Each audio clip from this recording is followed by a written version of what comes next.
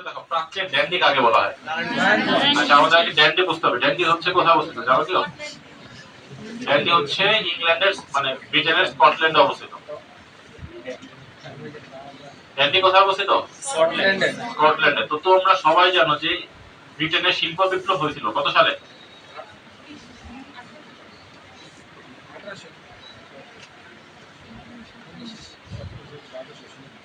1750 থেকে 1850 এর মধ্যে ব্রিটেনে কি হয়েছিল?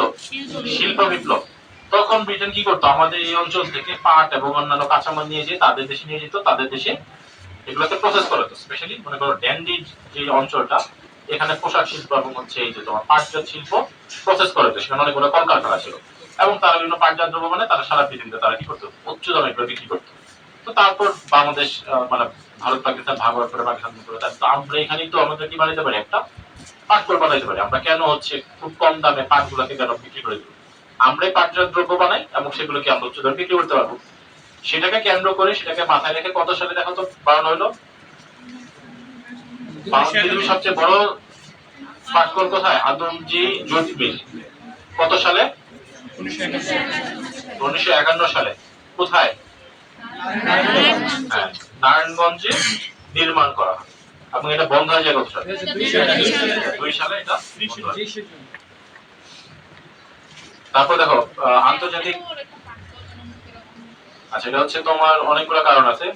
পাটের হচ্ছে যে আগের যে যোগান ছিল, না এত যোগান নাই, ঠিক আছে। প্লাস হচ্ছে তোমার এই জায়গা চালাইতে যে পরিমাণ খরচ হয়, পাটজাত দ্রব্য বিক্রি করে ওই খরচটা উঠে আসতেছে।